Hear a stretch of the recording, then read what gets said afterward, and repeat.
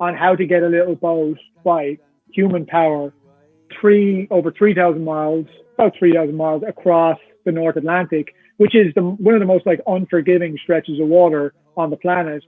And then with consequences that are very real, right? So I'm kind of gone to rolling the dice, not only with my own life, but now I have two other guys as well, that I'm responsible for. On this week's podcast, I speak to Waterford man Réamonn Byrne, who is about to embark on a daunting journey to row a boat across the Atlantic from New York to Ireland. Réamonn, along with Americans Chris McCaffrey and Ryen Cosgro, will attempt to row a 25-foot long rowboat unassisted from Montauk to Dungarvan in County Waterford in aid of the Kevin Bell Repatriation Trust. The 3,000-mile voyage is called The Hard Way Home, and Réamonn talks to me about how it came about, the logistics in putting it together, the team's preparations, and the dangers which lay ahead in navigating the world's second largest ocean. He also tells me why he chose to raise money for the Kevin Bell Repatriation Trust, which brings the remains of loved ones home to Ireland if they have died tragically abroad. The charity was discussed in detail in our previous podcast with Colin Bell, who set up the trust. The Hard Way Home journey is expected to take around 70 days to complete, and the team have been plagued by delays due to adverse sailing conditions. I spoke to Ray last week when he was hoping to depart last weekend, but the team have been delayed yet again and are hoping to take off this Sunday or Monday. To keep up to date with the latest developments of The Hard Way Home, follow the team on Instagram or Facebook on the handle at The Hard Way Home. The team will also be posting updates to social media throughout the trip. If you'd like to support the team, there is a donation link in the description of this podcast, or check out their website, thehardwayhome.com. You can follow us on Facebook, Instagram and Twitter at The Long Haul Podcast, and please make sure you subscribe to the podcast on YouTube or your streaming provider so that you're instantly notified on new episode releases. We're currently expanding our website also, thelonghaulpodcast.com, to cover more Irish American news stories. So if you'd like to suggest a story or submit one yourself, please DM us on social media or email michaeljdorgan@hotmail.com. Réamonn is also the co-owner of WorthWild, an upscale restaurant in the Chelsea neighbourhood of Manhattan, and he chats about the challenges the hospitality industry in New York City has faced during COVID and his predictions on the future of the industry. But first, I started off by asking Réamonn to give me a quick rundown on the logistics of the team's upcoming trip. Weather permitting, hopefully, we're going to row a small boat unsupported from New York back home to Ireland. And it's so you're going like North Atlantic and across the north, yeah. And where are you leaving from? We were going to leave from Montauk, but actually, like, we're having a lot of. So it's really the wind affects it a huge amount at the start. It would be. This is why people use sails and engines predominantly rather than trying to row across big bodies of water. So we really need a wind to take us offshore just for a couple of days, and then we can navigate across. But it's just really dangerous for us. Right within like 50 miles ashore, we need to get off as quickly as possible, and we need a wind. We need the right weather to just help us the first couple of days, and it just wasn't there this week. So it's funny. It's just not a thing for schedule. Every single person just keeps asking me. People are asking me in Ireland what date and time I'm arriving at. You know? You don't even know when you're leaving. I don't even know. I'm on this like kind of roller coaster of a day-to-day thing now where it's like, it's game time. And I have a guy who's like kind of trained us, and he's our weather router. And he's keeping an eye on everything on a really kind of a micro detail level with the weather. And he said it was game time Monday. So we're all like amped up, ready to go. And then on Saturday, it was pushed to Tuesday. So then it's like, okay, we have another day. And then on Sunday, it was called for the time being. So it's like this kind of like, you can feel the game time stuff, and then it's called off. And now it's pushed another couple of days. So it's an interesting, yeah. It'll play with your patience. So, and you're supposed to. The end destination is Dungarvan, is it? Yeah, we'd love to make it to Dungarvan. which is like, it's about 10 minutes from where I'm from in Kilmac and Waterford. Now, again, the weather is going to be exactly the same issue on that side as it is on this side. So if we're about a week out from Ireland and like the wind is what predominantly goes up the west coast of Ireland, like the current splits.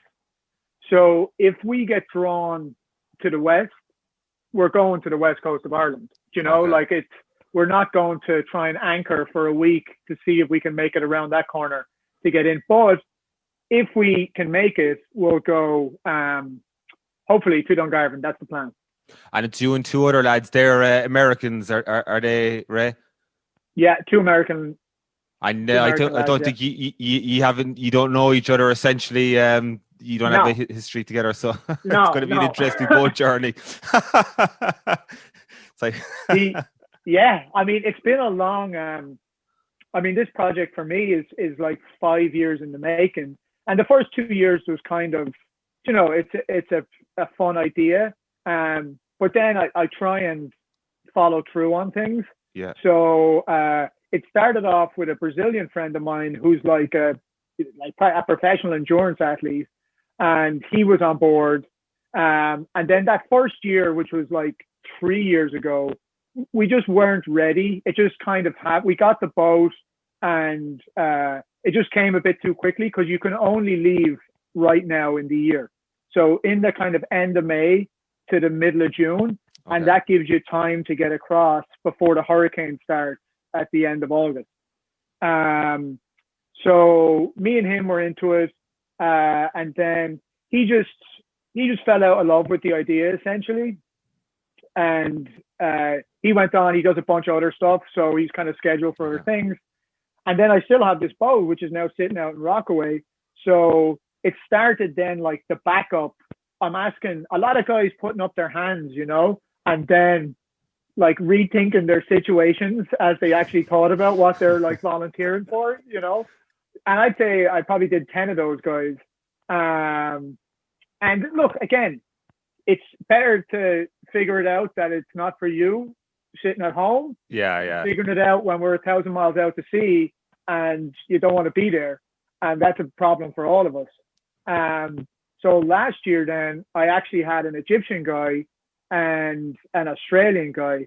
And that was a done deal. They were coming. We were going to get it done last summer, but then COVID just kind of torpedoed everything, you know. So they couldn't come with visas.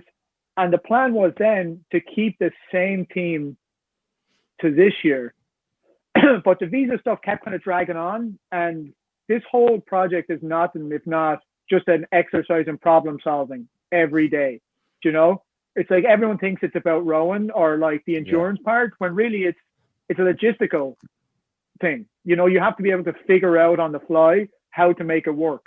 So I kind of knew back in November then that I didn't think the guys, I couldn't bet.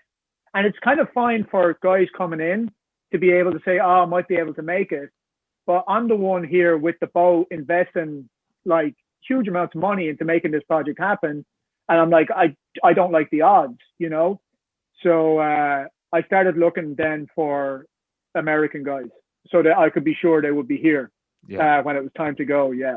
And I put an ad up on like an adventure forum, like an old Shackleton ad, you know, kind of like neat guy, row ocean. And Chris is like, you know, Chris is a young guy and he's 21 and he wrote back and he's into it now. And then his buddy, and they were kind of still two backups right when I was chatting to them, to the other two guys. And then suddenly within a week, it just rolled into, no, this is it. We got to go with this. And so his buddy, Ryen, who he knew from Alaska, I mean, these two guys are outdoor professionals. You know, they're big wall climbers, surfers, pro skier, and they live outside. The best way to put it was like Ryen, we have these dog beds for the back of the boat, right? And Ryen lives in a truck at the marina that he built, like a camper van on top of a Tacoma. And he took the dog beds for the row out of the back of the boat and put them in his truck, and he's like, these are great, you know. It's luxury like, for him, so. No, he's like, he's moving out of the back of a truck into the back of a boat, you know. It's I think it's funny, like, you know, the way things are meant to happen. It wouldn't have been, this thing wouldn't have happened now that I know so much in the last few months, because it's been so much pressure to do it, that it wouldn't have worked without the two guys that I have now, you know. Brilliant. All the stars aligned, so really, like. Yeah. Okay, brilliant. So I wanna come back to the kind of the details of the trip. Of course, you're doing it for the Kevin Bell Repatriation Trust. Of course, a great charity. We spoke about them last week, and that's how I became aware of yourselves. I didn't realize you're doing the trip until he tagged us. So thanks very much for that. So, like, do you want to touch on the Kevin Bell Repatriation Trust now, or? Yeah, for sure. I mean, it was something, and it was funny. I wasn't actually aware of it when I was planning up to the row. And I used to live right on 233rd Street there when I first came over to New York. And you know, in Woodlawn, it's no one is that far away from anyone else.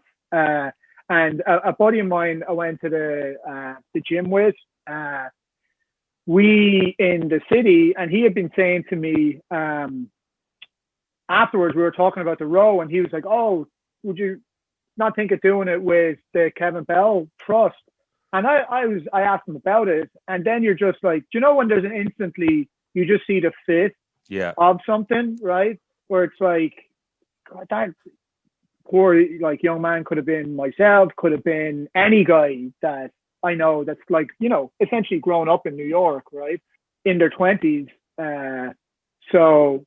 Yeah, it just felt right for like the hard way home, you know, to try and like it's awe inspiring to take something that's that hard and turn it into something that's helping like a bunch of other people, you know, like huge respect for the Bell family. And so you were doing the trip before you picked the charity, were you, Ray?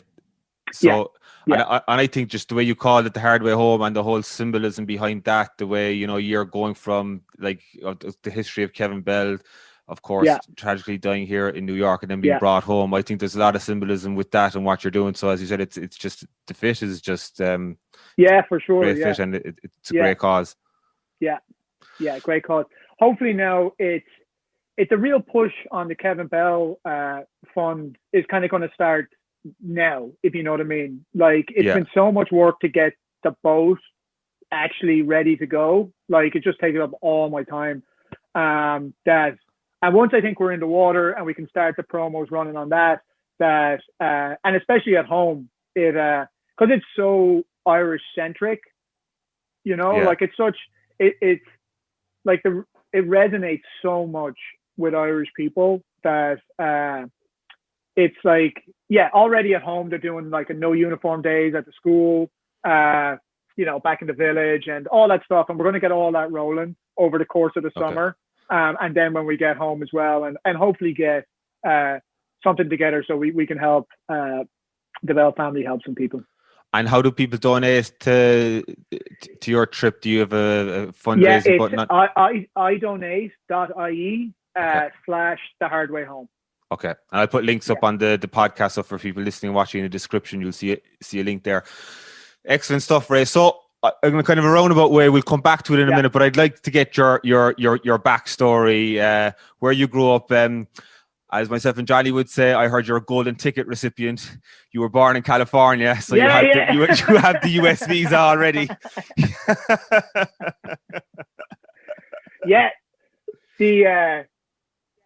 My parents came over when they were young.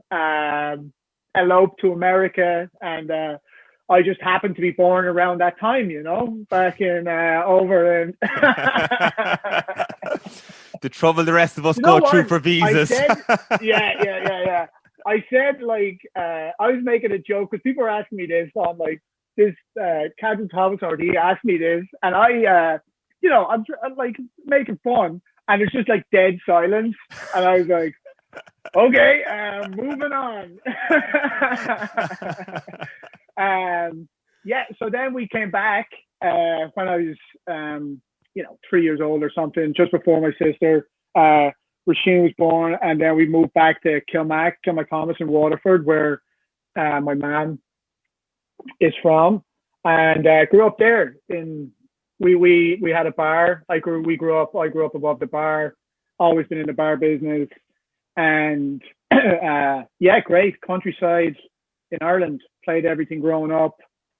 Idyllic, yeah, great memories. And when did you did you go to college in Ireland, and when did you come to New York? Yeah, I actually came. We went over to me and my cousin Stevie, who's the same kind of story, and we came back over to our uncle's in Philly when we were like 18 maybe, and stayed for a bit, and then went back. And I went to school in Cork, college in Cork, and then after college I came back to the States. Stevie had already come back, and I came back to New York then. There was no big plan, but this is nearly 20 years ago now, you know.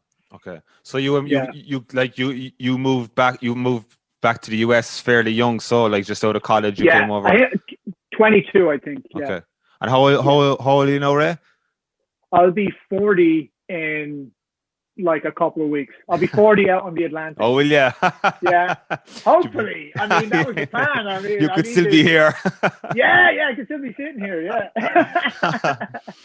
Brilliant. So tell me about just growing up in New York here when you're in your 20s. Did you get straight into the restaurant business? You own a restaurant in Chelsea. Tell us about that. But just tell us about your years here in New York and how you found New York. Yeah, I mean, it's kind of like, love New York from the get-go. Do you know when you arrive and the speed of New York is the speed that I kind of operate at? Yeah. Like everyone walking around fast, and I'm always in a hurry, even if I've nowhere to be going. And I mean, I don't know if that's a detriment sometimes, but I'm always walking too fast. Yeah. That people give out to me about. But so I always felt New York always felt like home. And then, I mean, just kind of, fell into the restaurant business and the bar business. It's an attractive business when you're like in your early 20s, you know? Yeah. It's like the kind of party scene, young single man in New York. It's great, you know? So I worked in all kinds of Irish bars to start, downtown. And to be honest, I never really thought about opening that it was going to be. I was trying to get out of the business, to be honest. You know, I went to art school, I was a painter, and I always looked at it. It's like anything, right? Whatever you grow up with, you're trying to run away from in some description. And eventually I went to work at the Standard, which a big hotel group downtown, and started running things for them. And it just really got me interested, seeing this big operation that was just a lot different than what I was used to. And even then, just putting it all together in my head. And I suppose it's the right time in your life as well, where you're like, oh, I'm ready to start building something now, you know? And then kind of throughout it, and I mean, I've talked a good bit. It's funny. It's I talk about this in interviews and a lot of press things, and it sounds as if I was literally out of my mind 2 days ago, you know, but struggled with drinking a lot when I was here throughout my 20s. Really was very lucky to get out of it, to be honest. You're a wild man, but it doesn't work out for some people, you know. It definitely didn't for some people I know. And so that was an interesting journey as well. And it kind of led to the endurance stuff. You know, that's a kind of a direct kind of line from just my personality, I suppose, from going all in, all or nothing at one thing to just having to replace it with something else. Yeah, I think a lot of people, Irish people, they come out here, they could go one way or the other when it comes to the scene out here. We've touched on it before on this podcast, so it's great to see that you kind of got things together and got yourself into gear. So when did you open the restaurant? Where is it? Yeah, WorthWild in Chelsea. Opened it 2 years ago. which was great. So, and even outside that, before that, we had like an event company. We did like big kind of warehouse parties in Brooklyn and all kinds of different things. But we opened a restaurant, me and my business partner, Jeff, in 2019, which is an interesting time, right? I mean, we've been closed almost as much as we've been open with COVID. But it's funny how it works out in that we have 70 seats outside now. Like, I don't know how long that's going to last. Yeah. But the last few months are great. You know, it's really a lesson in like being the last man standing, right? It's like the endurance stuff. It's like everything else where if you can like take the hits, like if you're there still at the end, like a lot of the places that closed, if you could have stayed the course, which is not possible for everyone, then with the grants and whatever else, and just the flood of business at the moment, you would have made, like, you could make it, you know? Yeah, Johnny, and we had Johnny talks about a lot about his bar and his 2 bars, and we had Michael McEntee on a couple of weeks ago who owns a couple of bars, and they were just saying, like, just get through it. You know, you're probably going to take a hit even if you do get the bailout money, but as long as you're standing when things are picking up, then you know you've a platform to build on. So like the outdoor dining, like it's been great. Like last year was great in a sense that everyone was outdoors, and you wouldn't have seen it in New York in previous years because you'd pay X amount of money. It was cost a fortune to be outside. I mean, that's common as well. Like, make no mistake, the city's gonna have to make some money off these things, and great if it works out that way. But I mean, the bureaucracy, like I was dealing with, the bureaucracy is like stifling. You know, you have 4 guys will come along to inspect something, and they all have their own opinion on what the rules are. I had a guy who came, and I'm supposed to launch this boat like last week, and I get an email from the city telling us that our outdoor space is like, there's multiple infractions, there's not, and they're going to close it in 24 hours, you know? And you're just like, what are we doing? Do you know what I mean? Like, I'm jumping through hoops for the last, you know, like literally to go by the letter of the law all the time. And then you just have, you know, some moron coming along, and he's like, it's just a power trip, you know? But luckily, someone a little bit up the ladder from him realizes that you probably need to get the city back on its feet and not be putting a bunch of people back on unemployment, you know? Yeah, the hospitality industry has been hit big time here. What was we've spoken about this in previous podcasts, if you want to delve into, like a lot of people, a lot of businesses who are now still standing, they were able to get a good deal, or they had a good relationship with their landlord, and we know of others then that probably didn't have a good relationship with the landlord. Were you able to negotiate there, or how difficult was that? Yeah, I mean, he's a good guy. Keeps his cards very close to his chest. He's a very smart man as well. Like, you didn't want to be out there making deals at the start because no one knows what the cards are going to be. Yeah. Do you know what I mean? Like, I don't, until I know what the odds are, I don't want to bet, you know? And as you see everyone, all the people that panicked at the start, they're the people that lost everything. You know, they're like, oh, I have to make these big decisions immediately, and I'm going to do this and I'm going to do that. And you're like, let's see how it pans out. And he's been a lot like that as well, where like if you were a smart landlord, you would wait and see what the final stimulus. That's when I would negotiate. You know, let's see what the money is at the end, which is what our guy has been like. And I mean, he owns a lot of stuff.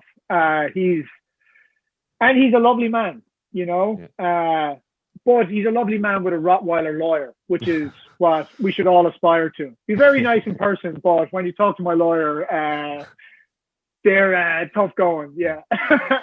Fair play that you're still standing. Like as you said, you just had basically opened and then you were closed again. So I can sense like the positive attitude with you, so that you're still standing. It's in one stage it's easier for, I don't know, like there's no way you're going to let it go, right? You're not going to take it back off me, you know? It's like you're not going to give an inch. And Jeff, my business partner, who was like a Marine, you know, toured He's firefighter, paramedic. He's not a give an inch guy either. Even less so. He's, he could. He doesn't like the bureaucrats at all.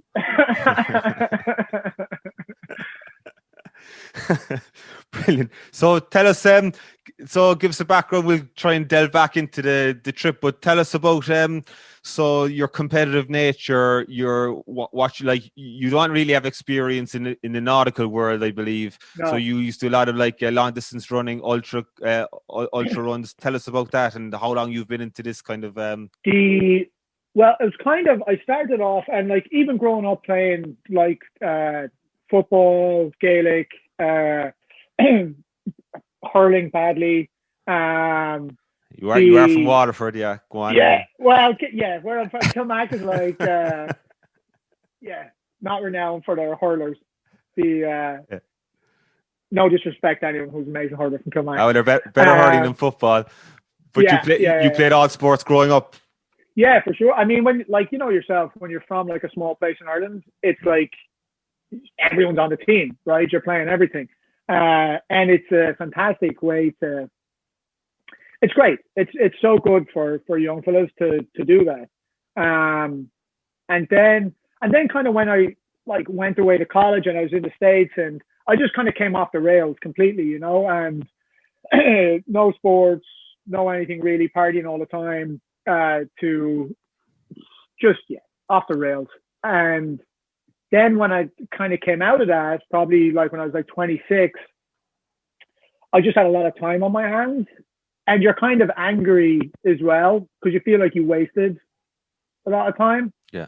So I started running in Prospect Park in Brooklyn, and like I used to go up to Prospect Park, and it's like 3 miles loop, and I bring like a box of Marlboro Lights with me, and I'd be like smoking as I went around Prospect Park, So that's where it started. And I used to see this guy who, he's this older guy, looked great, but he'd wear like an Ironman unitard. And I used to be looking at, I'd see him all the time because I went from like not doing anything to running like 6 days a week, every day, like, and running hard and a lot. So I went from being not running at all to like pretty fit, like really quickly. You can get fit quickly. And then I seen that guy and I was like, what is this Ironman thing? So I was like, okay. I looked it up and I like seen triathlon, and I love the challenges where it forces you under pressure to do something, So I couldn't swim at the time. So I was like, well, I'm going to drown if I'm in a triathlon and I have to swim a mile and I don't know how to do it. So I signed up for it, and then I just kind of went from there. So I did like triathlons, then up to Ironman, kind of accomplished that, up in Lake Placid, and then always kind of bigger. The next challenge. The challenge is what interests me almost more than like the specific discipline. I don't really like cycling, so I went back to ultra running, and I seen this old. Again, I hadn't a clue about it, kind of going into it, and I did this 50 miler up on the mountain north of New York, and I didn't get why everyone was so slow looking at the times, because I was reasonably fast then. And then like they were like, oh, it's technical terrain, and I just kind of thought in my head it would be like kind of like a Disneyland forest, like just a lovely flat kind of thing with like chirping birds, and you ran along. And then it's just like this rocky mess up on Bear Mountain.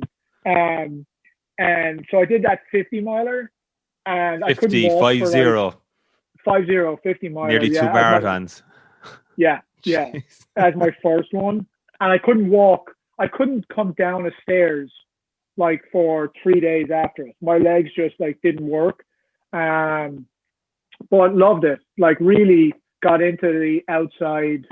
Like running in the mountains is just kind of spectacular in that you kind of grind up the hills as really hard work up the, like whatever the elevation is. And then you run really fast down, like it forces you to totally focus and let go of what you're doing, which is like a big thing for me. So I went from that to seen this race in the Sahara, which is this famous old like classic ultra that they've been doing for like 35 years, called the Marathon des Sables, along like the Morocco-Algerian border. And that's a stage race where it's essentially like 3 marathons to break you down day by day, and you bring all your own food, you're self-supported, they give you water, and you kind of sleep on the ground under a bit of wool and a stick. And then you do a 60-mile day, another marathon, and then they have like a 10-mile fun run at the end. So, yeah. Yeah. You're a glutton for punishment, so. Love it.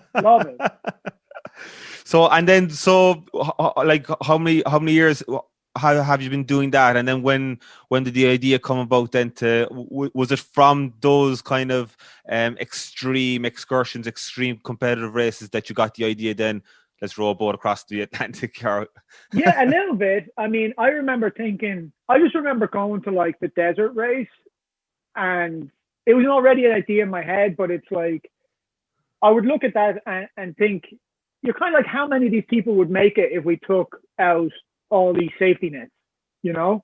Like, you're kind of searching for a thrill, like I am, a little bit sometimes, like that next kind of level thing, like how far.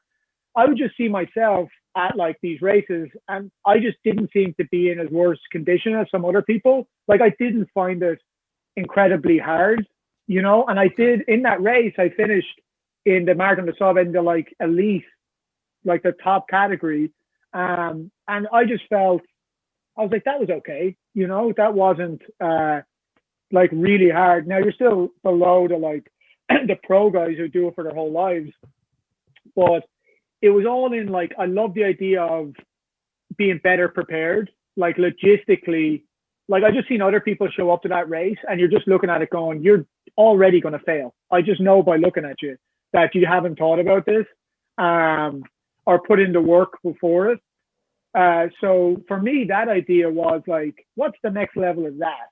You know, maybe not, like, I don't really want to run, and I'm too old really, like to run, you know, put in the effort to actually try and finish high in multiple ones of these races. So I was like, with the logistical stuff, like, what's the next level of that?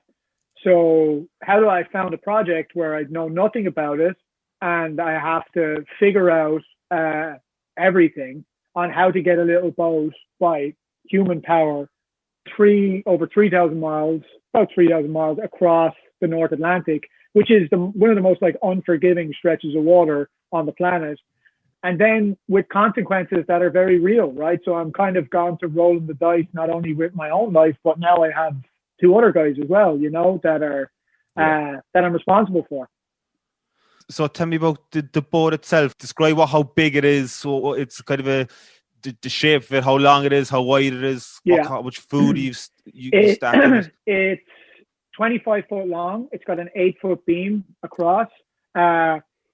It's essentially it's a big rowing boat. Like, there's 2 rowing positions, so 2 guys can row at the same time. Okay. That's uncovered. And then in the back at the stern, the cabin is about 7 foot long. So it's covered over at the back. Now, you got to think you couldn't even kind of kneel up in it. That's the height of it. So, but that's where we'll sleep, and we'll row in shifts on and off. So 2 hours on, 2 hours off, 24 hours a day. And you'll take like essentially power naps and then go back to rowing like till we get to Ireland. The food wise, so Ryen has been our food guy. So we have 6,000 calories per man per day for 80 days. So there's 1.5 million calories on the boat.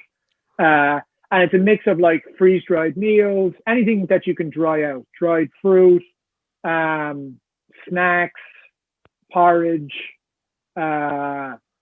yeah, anything along those lines. No fresh food, obviously. Maybe you could bring a little bit at the start, but it has to be kind of rehydratable. Do you heat anything on the boat, or is it going to be? Yeah, you can. Yeah, we have a jet boil. So for water, we have a desalinator, which up to like 2 weeks ago wasn't working. So that was an interesting, and it's still, we'll call it half working now, but it's working. So that makes about a gallon of water when it's on an hour. And then we'll cook with that with a jet boil, like a gas, small gas, portable gas jet boiler to boil water. And we'll use that hot water to like rehydrate stuff. Yeah, one of our biggest issues is actually power, and it already is. So everything is solar powered, and there's just a limited amount that you can pull in. And it's okay when it's sunny, but the way we're going is across the north, which is not the sunniest part of the world. So we're going to have these like power shortages when we can only use like critical pieces of equipment, like the emergency equipment, and we might have to start drinking our spare water because we don't have enough power to pump the power to pump. And we'll go across the Grand Banks. Like, do you remember that film Perfect Storm? Yeah, they fish off like that was the first thing I thought about when I thought about your trip. I was like the three lads in the boat and the big wave coming in. Yeah. Well, hopefully there won't be any waves not breaking waves, but we're going like right through there. And the foggiest time of the year there is kind of the end of June, July. So it's going to be interesting. We'll have no power because the solar won't work. And then we're such a small boat that you're just kind of like on the VHF trying to get other boats to see us, Yeah. Which is one of our biggest issues is collision. Big danger. And what if a big boat passed you, like an oil tanker, would the ripple effect kind of would that cause you problems? Not really. I mean, the swell, just hitting as long as the boat doesn't hit into us, yeah, that's a real problem. Okay. And it's not even, it's kind of that the boats just aren't paying attention to what you are. Do you know what I mean? Like, and the way, like the swell is so big out there that you're always in the trough. No one can see you. Do you know what I mean? It's not like a flat surface where there's someone watching. Okay. And they're really just watching out for like other 300-ton plus like big commercial traffic, which is what's out there, a lot of the time. So yeah, that's going to be an interesting. That's one of our So it's going to be problems. It's going to be very dangerous. Like it's going to be unbelievably dangerous. Are you fearful of that, or what's how do you mentally prepare yourself for that? I mean, everything is risk management, right? It's you just look at what is the risk and how do I mitigate it? How do we get it down? So we have like our VHF. We'll always have someone on watch. So there'll be someone awake all the time, keeping an eye out for lights, for sounds.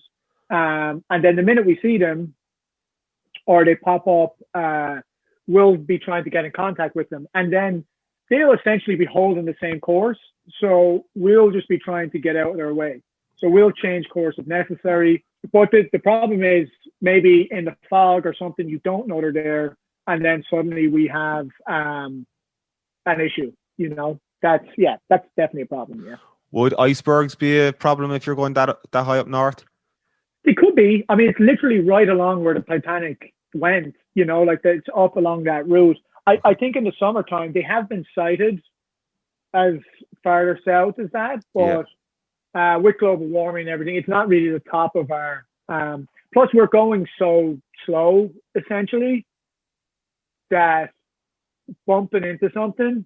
Like we're not doing 30, 40 knots where like if you hit into something, it's going to explode. Yeah. We'll be trying to hold 2 knots, 2.5 knots at best on average. Sometimes you're going faster, sometimes you're going slower to get it done in like 60 days or whatever it is, 60, 70 days. Some simple question. How do you go to the toilet? Bucket. And how do you shower? Would you jump into the water or what's the story? No. So like the salt is one of the biggest problems of the whole thing. So salt on your skin is essentially like sandpaper. Right, okay. And like on your behind, let's say, if you get salt into the pores and you're sitting down for 12 hours, it will block the pores and you get massive salt sores, which are a big issue. So we're trying to keep the salt off of our bodies as much as you could jump in the water for a swim. You just have to make sure that you are completely clean after it. Okay. So what do you on any kind of friction point? So what will you do to bathe essentially, just for 80 You know, days? I said like bottle showers. All right, okay. Like we have, yeah. So it will depend again the power to water situation. Yeah. Like no one's showering unless it's sunshine, where we can get the water. So like this is going to take around 80 days, Ray, and you, like as you said, that you haven't met the two guys. Well, you've just been in contact for this trip, so it's not on, like there's going to be a few interesting dynamics there, like that you haven't. Yeah, already is. Yeah. No, it's good. It's funny, like because we talked on Zoom and that over the past 6 months, and then Ryan's been here for nearly 2 months now, and he came to live in his truck to help me get the boat together. And then Chris arrived a few weeks ago. But it was funny. One of the guys, the Stokey, who's our weather router and the guy who's been training us for the last 6 months, he was kind of put it right that he was like, you're not doing this with your best friends. Do you know what I mean? Like, that's just a misconception. He's like, this is a serious thing where, you know, one of you's, you're the skipper, you're this, we're going to get it done. And he goes, almost like knowing people too well is a detriment in that you don't have any manners then. Yeah. And you don't really know, like you think you're best friends with someone because you hang out at the pub or whatever, but that's no reason to bring someone on something where you're going to try and break them, you know? Like these two lads are coming because they've like spent 5 months on the trail. They've cycled across America. They're here because they have a burning desire. We share that. We know we share the fact that we want to get in this boat before we even do it, you know? And that's probably a closer bond almost than what you think of as you just happen to grow up beside a guy at home, you know? Yeah. Which is not, it's just a different thing, you know? What kind of training have you done, and what kind of training have the two lads done to get to this point? It's funny, like we've really been looking at that so in kind of leading up to a couple of months ago, I was doing a lot of, I've put on like 30 pounds in the last, I'd say just over a year, 18 months maybe. So not all, some muscle, and I have a more of a belly than I used to have when I was ultra running. But so you have to be able to lose weight, which is the key. You just cannot eat enough calories to row 12 hours a day, every day, day after day after day. Okay. So we had to put on 30 pounds minimum, all of us, to hedge the gap, right? Yeah. You couldn't come onto this like with 5% body fat. It just wouldn't work. You know, you have no surplus to draw on. And when you look at like some of these guys who have rowed oceans and been very successful, they look like big, like Vikings, which, you know what I mean? With the shoulders. So training, been doing a bunch of kind of slower cardio and then in the gym, lifting as well. But coming up to close to the training has kind of gone out the window the last couple of months in that it's just not important in the grand scheme of things. You know, it's like you're going to suffer and you're going to just have to own it. Like that's you're kind of hoping that the training would lower better your recovery, so to speak. But the boat is the only thing that matters, you know, like you're going to be rowing yourself fit anyway. Yeah.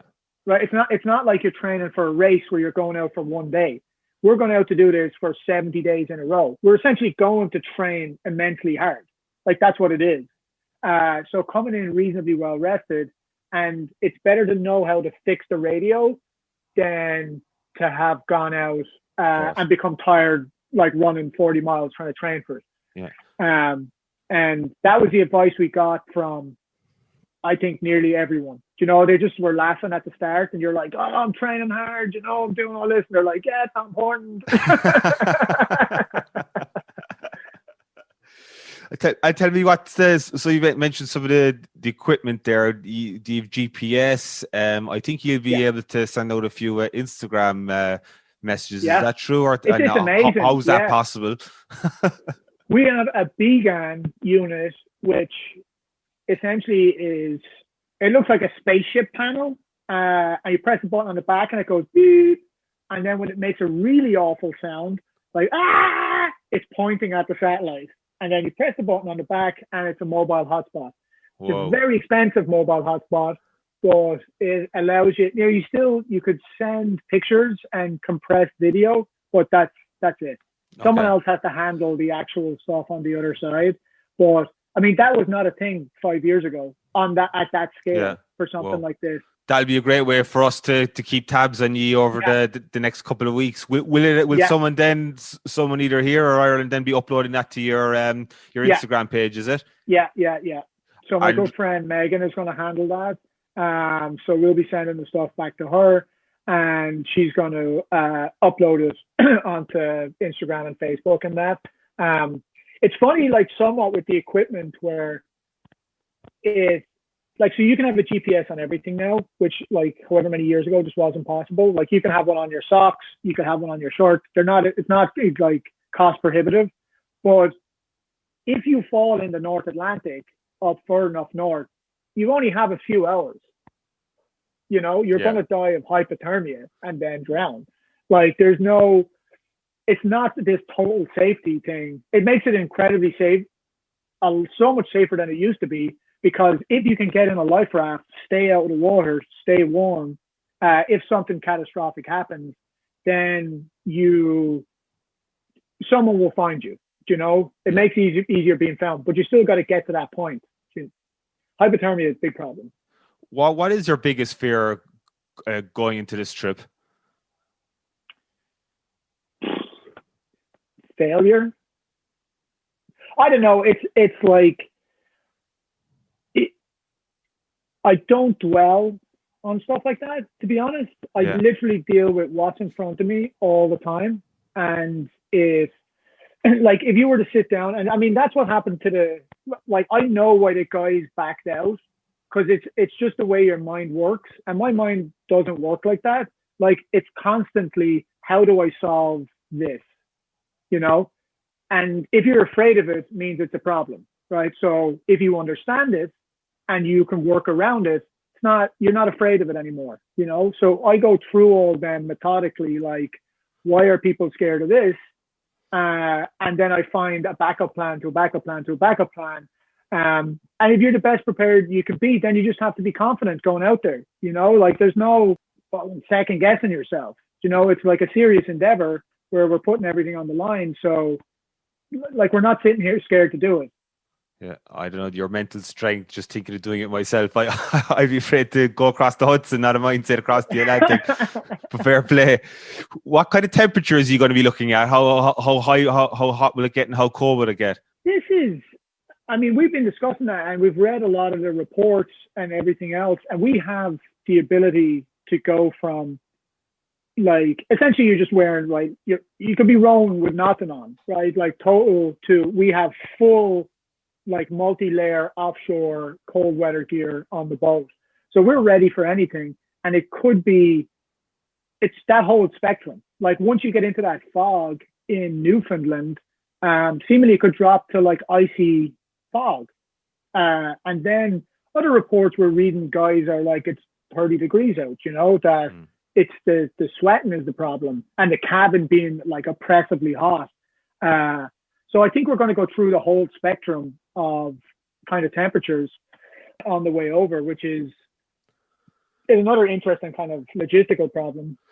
I would like you're delayed now at the moment, and it's because of the trying to get offshore. But like, are you looking far ahead to see, like, would there be storms in 30 days, or is it just a matter of getting off and getting going? So, like, one of the things you'd look at is we have like the pilot charts. So like they show what has happened in the weather, like weather samples from like, 100 years, let's say. Yeah. And it shows where the wind predominantly, what the temperatures were, what happened, where the fog was.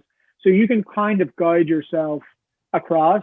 And Stokey, our weather guy, is going to be like in detail, in depth in that. So we're really kind of, you couldn't go the other way. Do you know what I mean? Like the rowing, we have to use the westerly wind. There's no man who's strong enough to row against like the wind and the current for 70 days. You could kind of come off it maybe a little bit, but you you have to use what Mother Nature gives you and kind of use that to the best of our abilities. So this is the time of the year to do that. And at the moment, she's saying chill. And hopefully, we were just trying to be too smart. I'll be fully honest. I was like trying to get off from Montauk on Monday because it looked like we could shoot around the corner of Nantucket. And there's kind of two separate routes. Some people go down for the Gulf Stream and try, because you get a big push current-wise. And then we're going to go above it, like towards the north, which is the shortest kind of, it's less mileage and more consistent. So we tried to shoot around the corner in Nantucket, and we were supposed to go Monday, and it didn't work. But we could have left from the city on Monday because literally the wind is that different on, 150 miles out of Montauk than it was, especially the harbor in New York pushes, you're dealing with all these variables of tide, current, wind, and it all affects the boat immensely. So hopefully this week. And is it still going to be Montauk? Next week. Is this next week? Is it still going to be Montauk you're going to take off from? Now we have 3 launch zones. So this is my workaround to this. So we have Montauk, so we have to keep an eye on you on Instagram. Keep the following. hard way home. Yeah. So where are the 3 possible takeoff points? At the moment, like Montauk is still kind of number 1. Then Shinnecock, which is south of Montauk, south of Southampton, which it essentially, like, if the wind is just pushing westerly, that will help us make that corner at Nantucket. So it's about 100 miles odd to Nantucket straight. Okay. If we just can make that corner, that's the whole game at the moment for us. How much? And then maybe the city. How much did all this cost you to put together? I know you're trying to raise money now for charity, but like the boat, the equipment, getting the 2 lads, getting all the food, how much you after? How much of the restaurant are you after remortgaging? Yeah. I would say it's gone over 100 grand. Okay.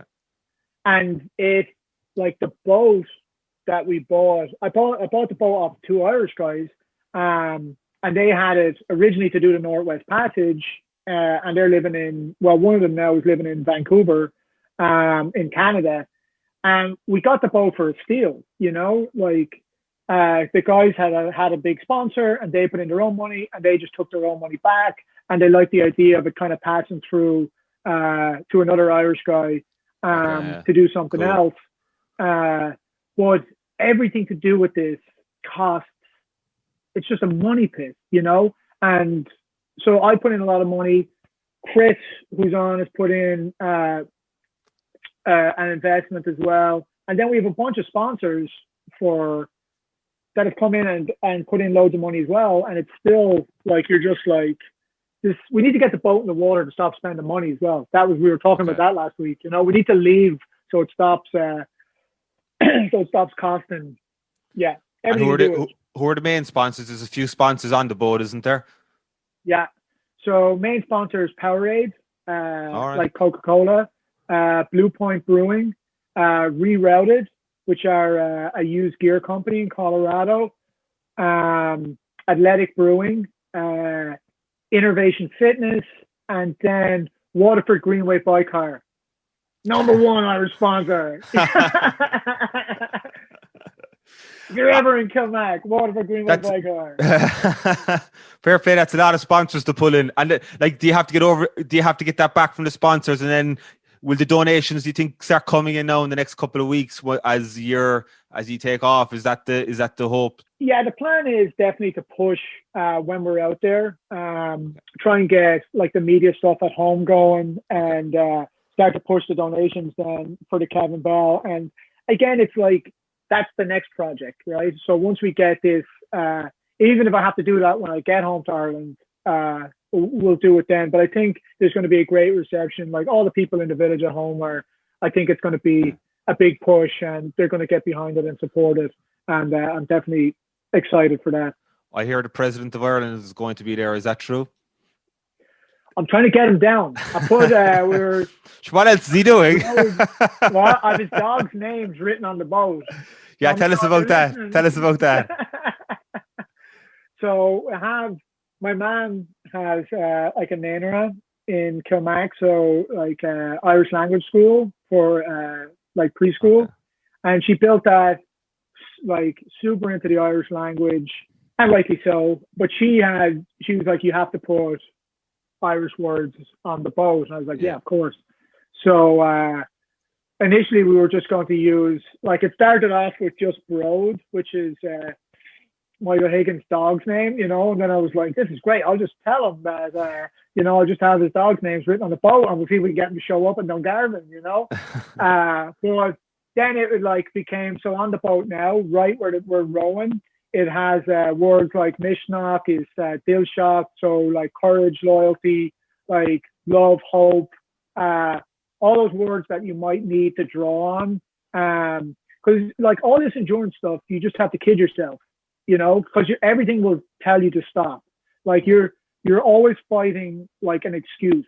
So like you literally, like, one part of your mind will be like, oh, hey, I'm injured. You should definitely stop. I think we're injured. Like, we should stop. This is like, or this is not working out. Or it just goes on for forever, right? Till you get it done.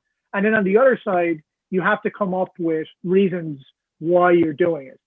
And they don't have to be real. You just have to dwell down. And whether it's your family needs you to do it, or you just need to go into that part of your brain where it will make you do anything and come up with reasons for that to act. And then kind of those two things together, push forward. So those words are like to make me think of things that mean something deep down that can push you forward to get things done. Okay.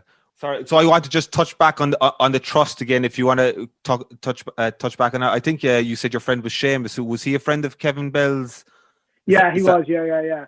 We went to jiu-jitsu at Henzo Gracie's together, and he's friends with Kevin. And I mean, I think there's 7 of us from Kilmac in New York, you know, and Stevie, my cousin, knew him, and it's such a small network, right? I mean, you're never far away from any other Irish person in New York.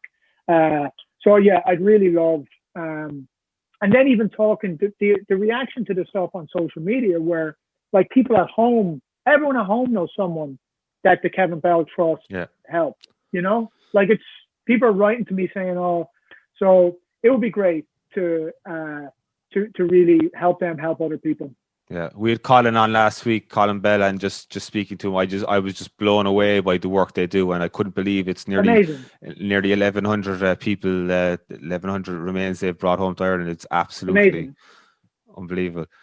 One last thing on the New York bar. What's your outlook on being a restaurant owner? What's the outlook for New York as the city reopens? Are you optimistic that we'll get back to where we were? What's your take on things? For the hospitality business? Yeah. Do you think it will recover fully, or like how will it change? Yeah, for sure.